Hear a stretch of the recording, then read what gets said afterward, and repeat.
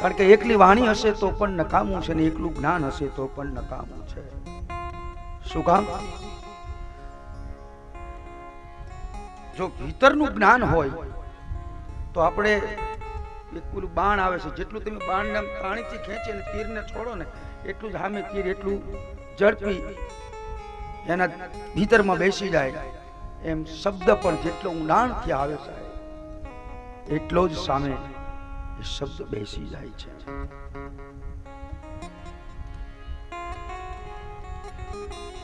એટલે તુલસી કદાચ એમ લખતો હશે કે માણસ પાસે ભાષા તો ખૂબ હોય પણ જો જ્ઞાન નહીં હોય તો એ ભાષા નકામી છે. એક આપણે નાના હતા ત્યારે એવી કવિતા પણ આવતી,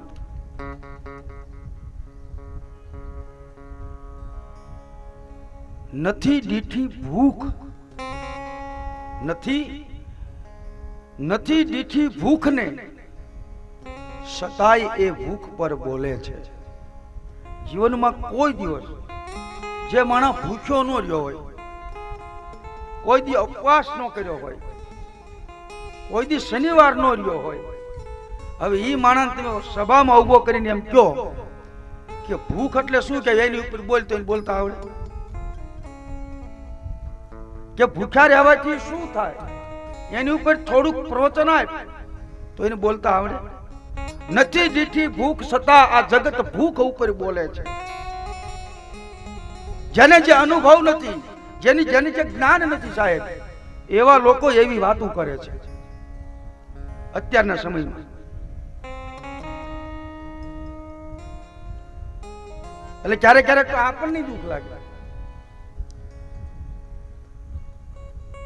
તમારે જોવાનું પાછું, જેના ઘીરે ઝઘડો થતો હોય કાયમ, હવે એવો માણસ બીજાના ઘીરે ઝઘડો થાય અને એને સલાહ આપવા જાય તો હું આપે?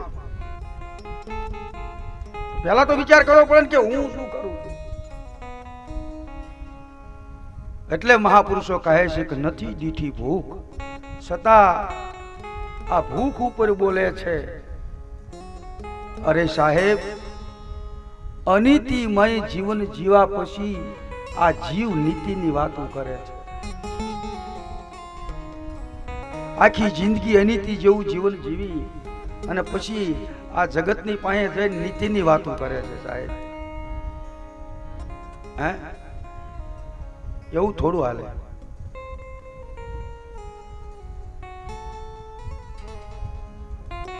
જિંદગીમાં એક ટક જે માણસ ભૂખ્યો ન રહ્યો હોય એ ભૂખની વાતો કરે સાહેબ. કારણ કે પોતાને નિજ અનુભવ ન હોય, પોતાની ખબર ન હોય, અને જો એ વાત કરે ને એ એના આંકડા એની પાસે તમે મેળવો તે આંકડા કોઈ દી મળે? હે, પોતાનું જીવન આખી જિંદગી અનીતિમાં ડૂબી ગયું હોય, કોઈ દી જીવનમાં કોઈનું હારું ન કર્યું હોય, કોઈ દી કોઈનું હારું બોલ્યો ન હોય, અને ઈ માણસ જયારે નીતિની વાતો કરે ત્યારે આપણે વિચારવું તો પડે.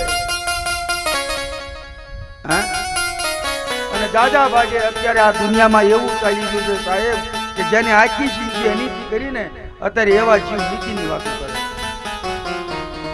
અને આખી જિંદગી જેને નીતિથી જીવો છે સાહેબ, પરમાત્માથી ને એને આ જગતમાં દુનિયામાં રહ્યો છે, એ માણસ કોઈ દી નીતિની વાત નથી કરતો. હશે એના કરમ, એના ભાઈ, એ તો આવું બોલે છે.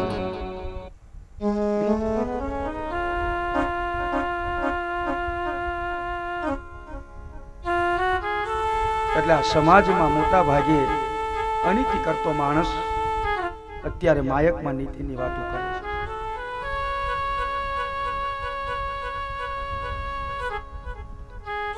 પરાઈ સ્ત્રીને દેખી પોતાની આંખ આમ તેમ ડોલે છે. પરાઈ નારીને દેખીને પોતાના નયન આમ તેમ ડોલે છે.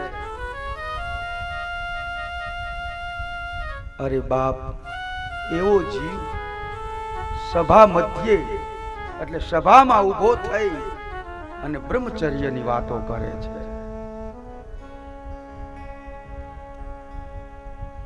આજ માણસ વળી આપણે બેઠા હોય ને તો શું કે ખબર, આપણને બધું આવું ન ફાવે એમ, આપણને આ ન ગમે.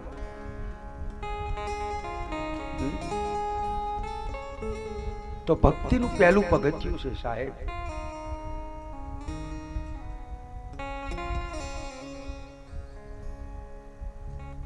પોતાની પત્ની સિવાય દરેક સ્ત્રીને પોતાની માં, બહેન અને દીકરીના ભાવથી જે જોવે છે એ જ જીવ આ જગતમાં બ્રહ્મચર્યની વાતો કરી શકે છે. એ જ કોકને સલાહ આપે.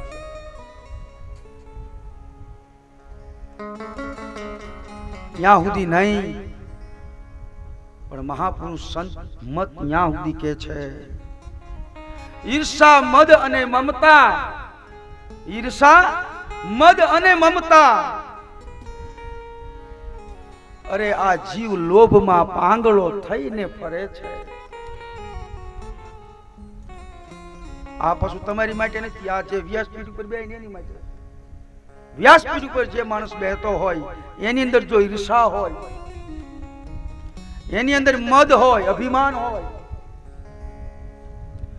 અરે વ્યાસપીઠ ઉપર બેઠા પછી જો જીવમાં મમતા હોય, લોભ હોય, ઈર્ષા, મદ, મમતા અને લોભમાં પાંગળો થઈને ફરે છે, અરે પાછો વ્યાસ ગાદી ઉપર બેસીને મોટી ભક્તિની વાતો કરે છે. ઈર્ષાળુ હોય, કેટલી મમતા લઈને આવ્યો હોય, લોભી હોય, અને એવો માણસ જ્યારે વ્યાસ ગાદી ઉપર બેહી અને ભક્તિની વાતો કરતો હોય ત્યારે પણ આપણે બધાને વિચારવું પડે. આના નિયમ પ્રમાણે, कारण ये सब कागज के फूल है, ये सब कागज के फूल है, उसमें खुशबू नहीं है. કેવું ન પડે સાહેબ, એની ખુશ્બુ આવે, એની સુગંધ હોય.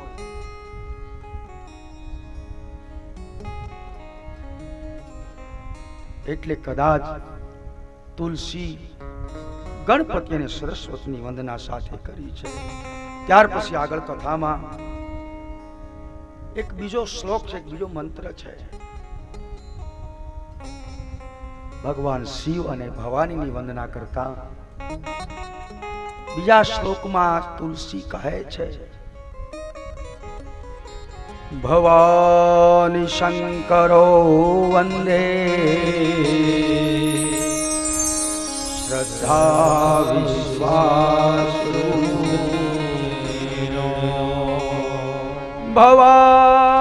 ભવાની શંકરો વંદે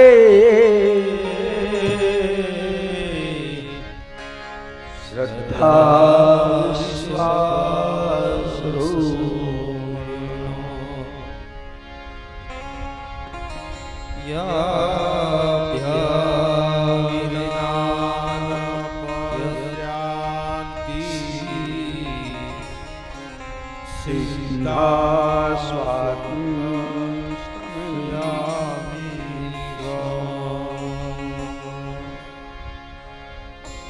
તુલસીદાસજી કહે છે કે હે પ્રભુ, આ કથાની શરૂઆત કરતા પહેલા હે ભગવાન શિવ, હે ભવાની, હું તમારી વંદના કરું છું. હું તમને પ્રણામ કરું છું. પણ આ શ્લોકમાં આગળ જો વિચારતા આધ્યાત્મિક તો શ્રદ્ધા અને વિશ્વાસ, આમ બંને પતિ પત્નીના સંબંધમાં તુલસીએ આ રીતે કદાચ લખ્યું હશે. બંને શબ્દ સારા છે, સુંદર પણ છે, પરંતુ શ્રદ્ધા છે ને એને પત્નીની ઉપમા આપી છે, અને વિશ્વાસ જે છે એ પુરુષની ઉપમા છે.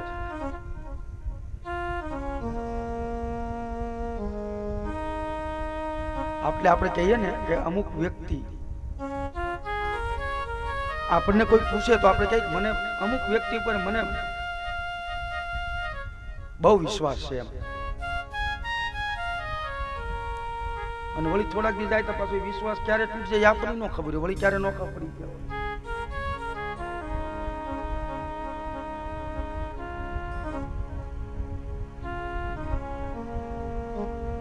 તો સંતોની દ્રષ્ટિમાં અને સંત મતમાં આ બંનેની કંઈક વ્યાખ્યા જુદી જુદી આપી છે. કારણ કે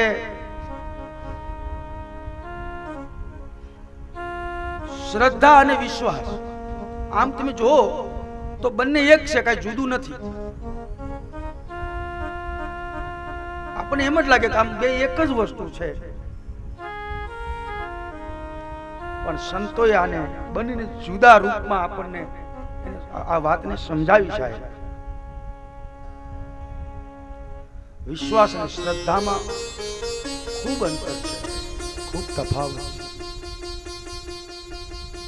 કારણ મારો ને તમારો વિશ્વાસ છે ને, વિશ્વાસ એ કોઈ વધઘટ ન થાય. વિશ્વાસની વધઘટ થાય જ નહીં. વધઘટ શેની થાય? શ્રદ્ધાની.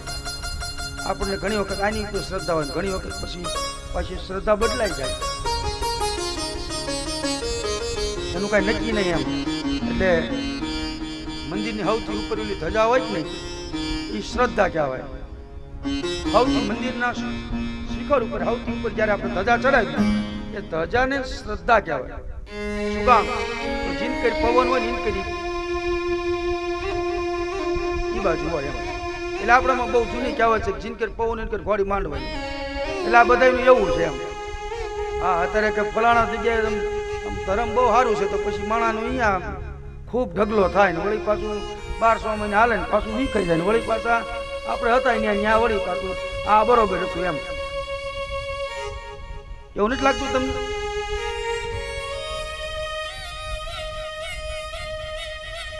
કારણ કે વિશ્વાસ અને શ્રદ્ધામાં ફરક શું છે? તમારા એવું છે ઓલું દશામાનું કઈ આવે? હા, એ કેવું કઈક ઓલું વાર્તા છે. એક રાજા હતો અને એક રાણી હતા, અને પછી ગામની હરતી હરતી બહેનો એ કે નદીના કિનારે વ્રત કરતી. રાણીએ દાસીને પૂછ્યું કે પૂછ શું હતું? એટલે દાસી પૂછવા જઈ એને કીધું કે અમે તો દશામાનું વ્રત કર્યું એમ. પકી વ્રત કેવી રીતે થાય? પછી આખી એની જે કઈ ઘટના છે એ કહેવામાં આવી. પછી રાણી કે દશામાનો દોરો આવે ગાંઠ વાળો, હા, એ પછી રાણીએ દશામાનું રાજાએ પછી ના પાડીને એને કોપ ઉતર્યો. એટલે બીજા રાજાએ આવીને યુદ્ધ કર્યું ને એ રાજ પડાવી દીધું. પછી આ ઘર વગરના થઈ ગયા ને એમાં પાછા બળદગાડું હતું ને એમાં કોકના વાડામાંથી ચીબડા કર્યા. આવી કંઈક કથા છે ને એ ગાડામાં મૂક્યા. બીજા રાજાના કુંવર ખોઈ હતા ને ચીબડાનું માથું થઈ ગયું. પછી વાત હું એક કથા એકવાર સાંભળતો, પછી મને અફસોસી વાત નો થયો કે ગાડામાં જે ચીબડાનું માથું થઈ ગયું તો પછી ઈ ખબર ન પડી તો આ રાજાનો કુંવર ક્યાં સુધી ક્યાં હતો. એટલે પછી એમ આવ્યું છે કે એ તો મોહાળમાંથી પછી ઘીરે આવ્યો ને આ વળી પાછું જેલમાં વળી પાછું આ વ્રત કર્યું એટલે વળી પાછું આને હતીમના પાછું બધું જે હતીમના પાછું ખાવા મળ્યું. એટલે કે જેવું રાજા રાણીને વ્રત ફળ્યું એવું બધાને, એટલે બધા એમ કે આપણે આ કર્યું એટલે આવું થાય એવી વાત થઈ ને. એટલે મેં એમ કીધું કે ધર્મ જ્યાં હતો ત્યાં જ છે, ધર્મ નથી વધ્યો સાહેબ. ધર્મ આદિ અનાદિ જ્યાં હતો ત્યાં જ છે. તો વધ્યું શું છે? તો કે માત્ર ને માત્ર ધર્મની અંદર દેખા દેખી વધી છે. ધર્મ નથી વધ્યો સાહેબ, પણ દેખા દેખી ચોક્કસ નથી.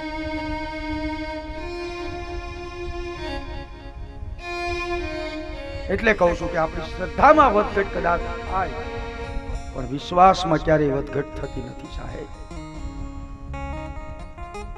કારણ કે શ્રદ્ધા એ નદી છે અને વિશ્વાસ એ તો સાહેબ દરિયો છે. નદીમાં પાણીની વધઘટ થઈ શકે પણ દરિયામાં ક્યારેય વધઘટ થાય નહીં. અને આ જ વસ્તુને આપણે કોઈ બીજા અર્થમાં સમજવી હોય, શ્રદ્ધા અને વિશ્વાસને, તો બાપ વિશ્વાસ એ સદૈવ એ જાગૃત અવસ્થા છે. એક ભીતરની જે વિશ્વાસ છે એક જાગૃત અવસ્થા છે. માણસનો વિશ્વાસ સદાયની માટે જાગૃત હોય, અને શ્રદ્ધા ભીતરમાં તમે જઈને જોવો ને તો શ્રદ્ધા અંધશ્રદ્ધા પણ હોય. અંધ છે શ્રદ્ધા, કદાચ અંધશ્રદ્ધા પણ. શ્રદ્ધા જે છે એ કદાચ મારી તમારી અંધશ્રદ્ધામાં પણ ભળી જાય, પણ માણસનો વિશ્વાસ ત્યારે અંધશ્રદ્ધામાં ભળતો નથી. વિશ્વાસ કંઈક જુદી વસ્તુ છે બાપ.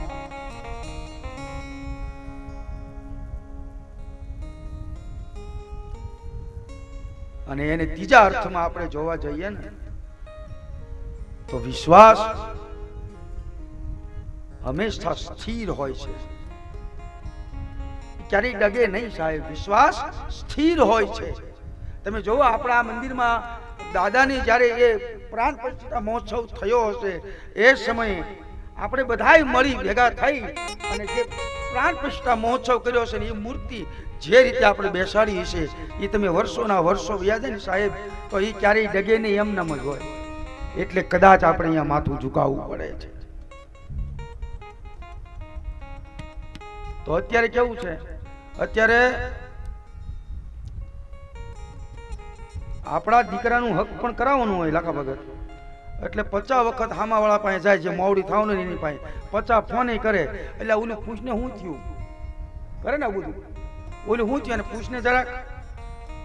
અને જેવું હક પણ થઈ જાય ને લગ્ન થઈ જાય એટલે સૌથી પહેલા એ દીકરાની ઓલી કે તમે બધે દેજો, પણ એના ઘીરે ન જતા, નકર નહીં મેળ પડે. અત્યારે આવું છે સાહેબ, જરૂર હોય પણ પેલા આવું નહોતું સાહેબ. એટલે હું કહું છું કે જે વિશ્વાસ છે ને બાપ એ સ્થિર છે, અને શ્રદ્ધા સ્થિર નથી, એ તો ભટકતી છે. અહીંથી અહીંયા ગમે અહીંયા ઠેકડો મારે બાપ.